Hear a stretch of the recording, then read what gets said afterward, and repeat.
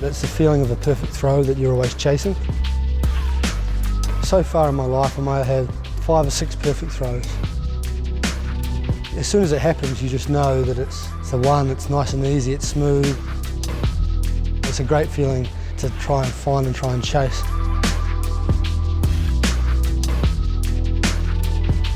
The way you think about throwing far has changed. A lot of the old guys were get strong, and that's pretty much all they concentrate on.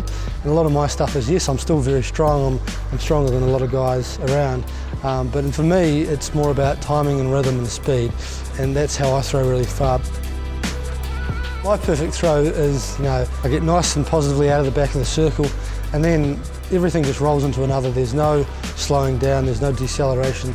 It's just a smooth increase of speed right until the finish, and then you whack it right at the end.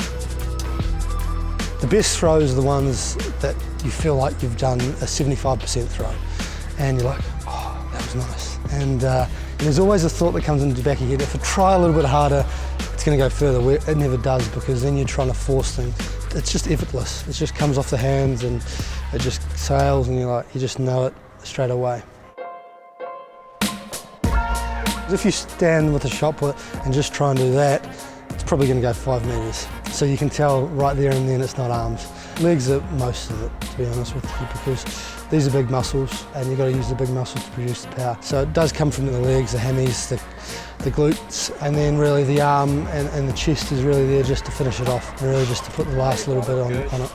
Tom's slightly different in the way he throws a shot. The way he rotates is quite fast, and he uses quite a lot of sort of tension in the body. He develops a lot of power and a lot of force through his legs, and that generates all through the system, so lower body strength for him is quite huge. So got squatting, deadlifting. He works in a range of sort of faster movements such as power cleans, jumping, stuff that's quite explosive, along with really grunty sort of force work.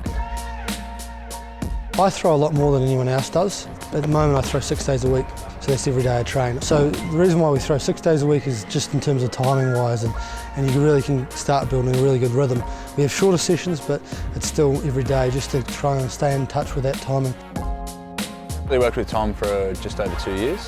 We started out as competitors, and then when I retired, Tom was still looking for some help. Firstly, the fact that we're both rotational throwers, you kind of have a bit of a felt sense for what each different throw means. We're talking tens of thousands of throws that we've shared. You get to understand each other pretty well. A lot of it's not even verbal, it's just a signal or a nod or a shared understanding of what's happened and what's required to address that. We don't try and think about where the right foot lands and the left foot angle lands, or right palm is where this and that lands. So we try and keep it as a whole big picture, a little bit more in movement, more based. And if Dale sees anything that's outstanding and it's going bad, he'll pipe up, but 99% of the time I can figure most of that stuff out myself. I'd love to finish throwing shot put and be the most successful shot putter of all time.